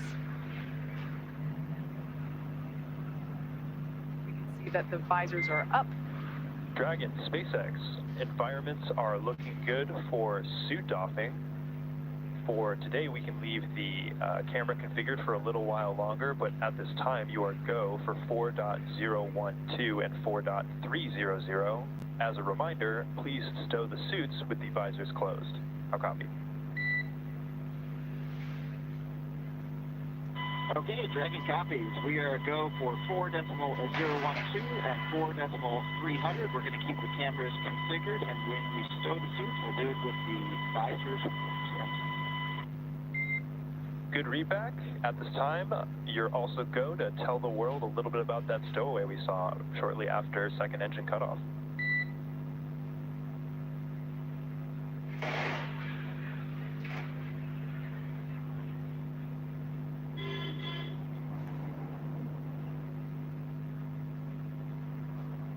So we're standing by for a few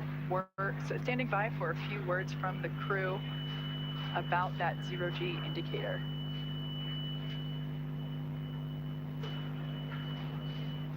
And there it is.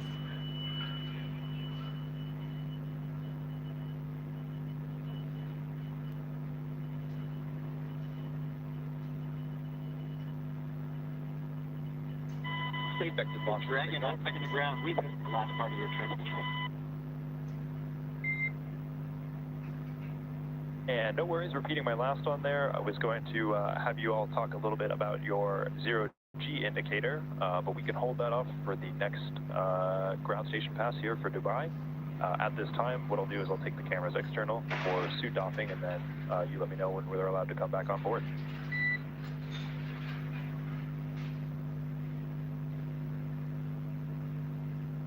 Okay, Dragon copies. So we'll let you know when you come back on with the cameras, and we're excited to talk about our stowaway.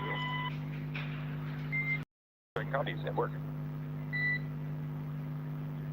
And it does sound like we are in a brief expected loss of signal with the crew. This does happen from time to time when we're in between our satellites, but we will have views and communication back with them here shortly, and we're looking forward to hearing their words on their stowaway and what that special meaning is for the crew. So with Crew 5 now successfully on orbit, let's head over to our counterparts at Kennedy Space Center in Florida. Daryl, it was spectacular to watch this launch from here in Hawthorne, but tell me, what was it like to see it on the ground? It was Amazing. First of all, we got an idyllic day right here on the Space Coast. I mean, the temperatures are like, mid 70s. There's a cool breeze. Phenomenal launch. Bob, I want to get your thoughts. You've flown, you've watched. This was pretty perfect. No, this was just outstanding. It was picturesque, with the blue sky, the blue background, a beautiful day here in Florida. The only thing I wish was that I was there with them, because that is the one place that is better to watch a launch from than right here at the Kennedy Space Center is on board the rocket ship. I got to believe that. And though we weren't on board, we did get to watch the views as we were going up and saw them land the booster, which, by the way, that booster also going to be SpaceX's and NASA's Crew6 booster. So more the reuse, NASA taking advantage of that as well. Absolutely. Every chance that we get to reuse a capsule or reuse a booster kind of drives down costs and increases the opportunity for more folks to fly in space. Now I'm headed out to take a swim. This is just perfect out here. Bob, thank you for your thoughts. And now we're going to move on. We've got an interview here with Robin Gatens, the director of the International Space Station, who also joins us here. And you got to experience the launch from right here outside the press site. And I want to ask you, how did you enjoy it? Well, it's always exciting to see launch to the International Space Station. I've seen many, but especially to see a new international crew headed to the International Space Station was very exciting. And of course, you nailed it. Beautiful day. Really glad we got this one off today. Absolutely. And they'll make that 29-hour transit to the space station. You're the director.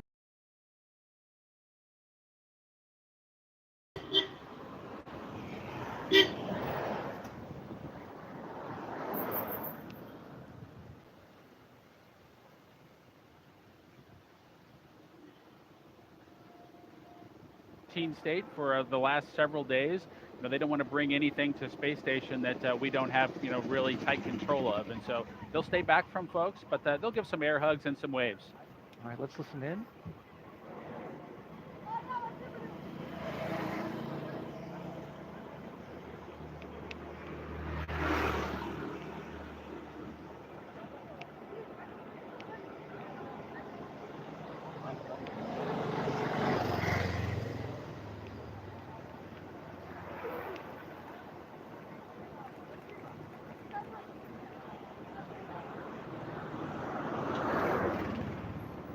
Can't make out exactly what's being said, but we know from your experience, Bob, that it can be an emotional moment. Absolutely. For the Demo 2 mission, my son was super excited to yell "Launch America." So that was the one thing that you could absolutely hear, even inside the suit with our deep insert earplugs. You could hear that "Launch America" tune when he sang it out. Your wife said the same thing, that you could hear him shouting out, and that's something actually particular to astronauts with young children that you have to prepare them for. I was watching a documentary. Your son wasn't exactly on. Absolutely. At the beginning of the idea of a parent launching into space was something he was unfamiliar with, a little bit scared of. But we brought him down here to Kennedy, got him a chance to see a cargo launch into space. And then by the end of that experience, he was ready for me to go first, Mommy to go second. And he said he was going third. So we'll wait to see if that happens. And then we'll have him on for the Crew 37 show. Yeah, he thinks probably Crew 16. So Crew 16, okay, earlier. Yeah. I like it. Look at that license plate. I was just noticing that last off. Yeah, Daryl, the SpaceX team has been creative with those license plates. It's always cool to see what they add to the Teslas to make the experience just a little bit personalized. Nice touch. You can see the media in the background positioning themselves for a good shot as the Teslas roll out. Full security escort on a 20-minute drive to pad 39A. And they're queuing up a playlist right now, Bob, with some tunes. In fact, I've got the playlist to one of the vehicles. I believe it's the lead astronaut vehicle, which would be the second one in this line. Here's what they're going to be listening to. Oh Yeah by Yellow. Danger Zone by Kenny Loggins. Stronger by The Score. Slow Ride, Foghat. Everybody Got Their Something by Nikki Costa. Sabotage by the Beastie Boys. Mainstream Kid by Brandi Carlile. and Don't Stop Believing by Journey. That's this right there. It's a wonderful mix. There's a little bit of a slow and relaxing portion of it, as well as something with a little bit of emotion as they head out to the launch pad. You know, when Doug and I headed out to the launch pad, we had some tunes as well, and we took the experience to capture kind of the same things. The excitements of launching into space. Back in Black was one of the songs we selected from AC/DC, since we were both headed back into space again, and it was an exciting time for us. And that was followed, I believe, by a girl from Ipanema, which was very much a contrast. It was, Daryl. You know, this is a 20-minute ride out to the launch pad. The crew's been on a very tight schedule as they work their way to get to this point, but now's the time to sit back and wind your watch and wait for the actual launch pad. So that waiting music came for the movie, and Doug and I knew there was just going to be a time where we had to wait our turn to launch on that rocket. Windows are open now in the Teslas, and family members just now retreating back from the vehicles, but then also getting another moment up there next to them.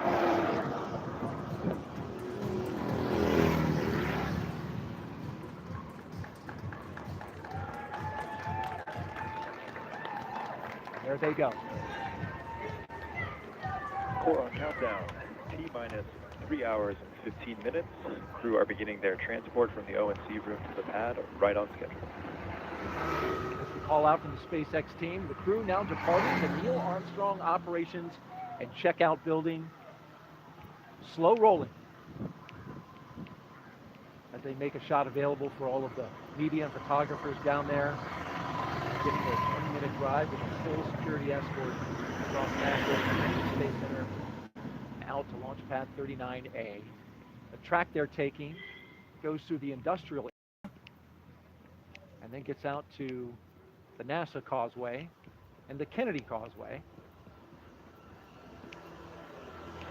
And Bob, as we were watching that moment there, I want to play a piece of tape that we have from your wife Megan talking about those moments leading up to launch. And we're also going to see footage of that historic mission that you participated in, Demo 2. We'll also see hers, and we'll get to see the goodbyes from either one. Let's take a look at that now. I want to give you a little flashback. Take a look at the screen now. You might remember this. Demo 2, and there you are in the light blue with your son saying goodbye to your husband on this historic flight. That's right. That was a really special moment, and it was great to see how excited my son was to see his father. There were no tears. It was all smiles and cheering. My son, I think, was determined to say, "Launch America," first and loudest, and so that's what he was doing. He did a great job. And then in April, Crew 2, this was your launch. And Yes. now the role was reversed. You were in the astronaut suit getting ready to go out and launch, and your husband was there with your son. That's right, and I was listening out for that Launch America, and sure enough, I could hear it from probably 20 feet away. That was a wonderful moment. Arthur, who flew on Crew 2 to the International Space Station following up your certification mission. Yeah, it was a moment that we wanted our son to have a positive experience with, and he certainly did. Again, smiles and hugs and cheering. And while we didn't hear the voices of the crew's families and guests as they walked out, we did definitely hear that cheering when they got their chance to drive away. And we continue to follow the convoy from high above, our flight operations team. The helicopter crew getting a good shot there as they go. Now let's check in with Hawthorne and get our first update from SpaceX's Kate Tice, who, by the way, was at this very desk, Bob, when you launched. Good to have you back, Kate.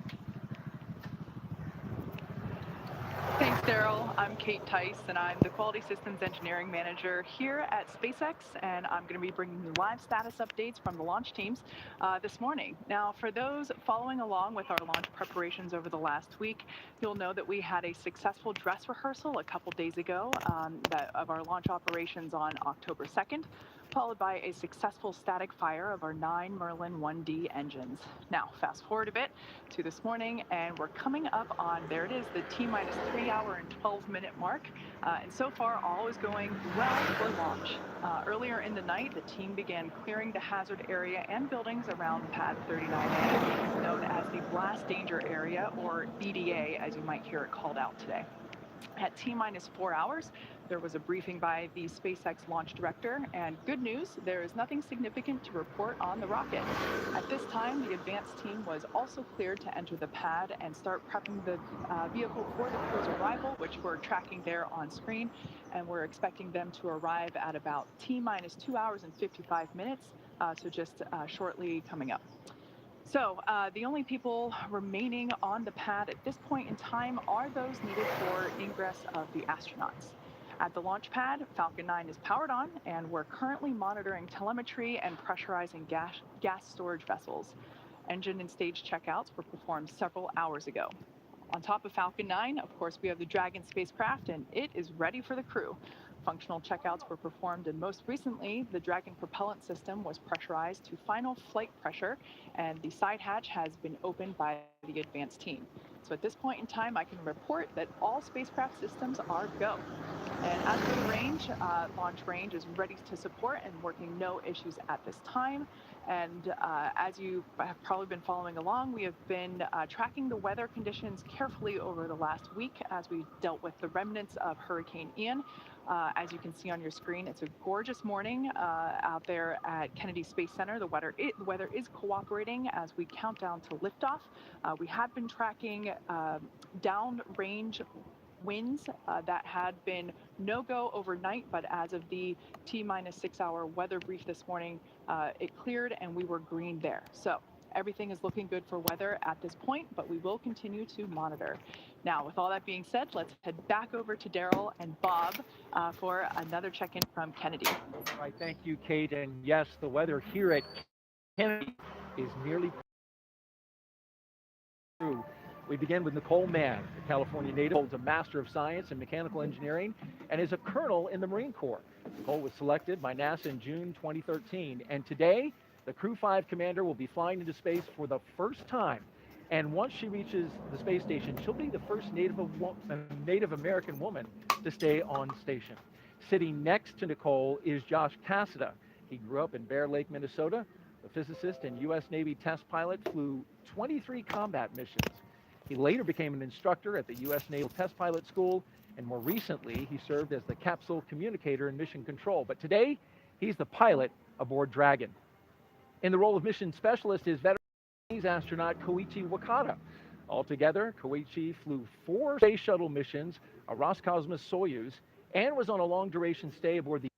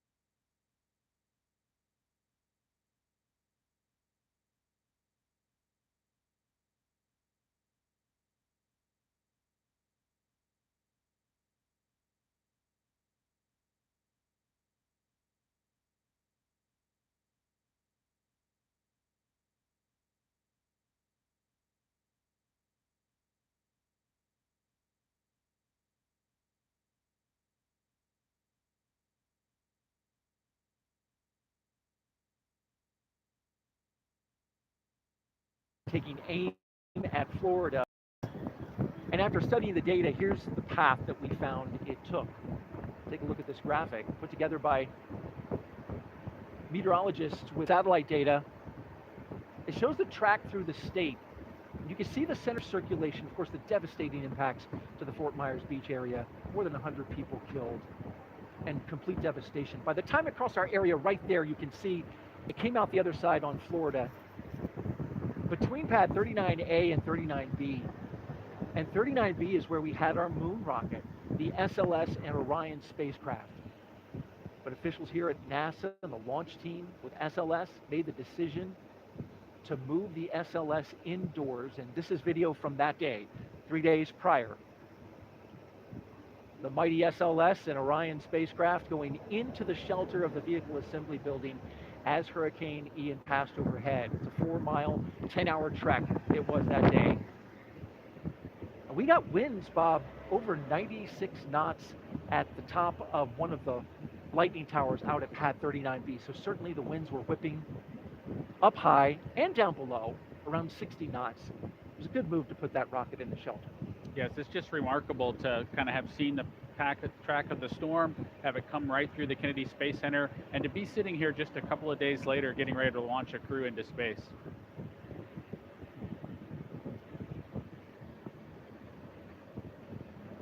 So now we await a new launch date for Artemis, which we know is going to be targeted in the mid-November area. And the astronauts just passing the vehicle assembly building. Crew 4, when they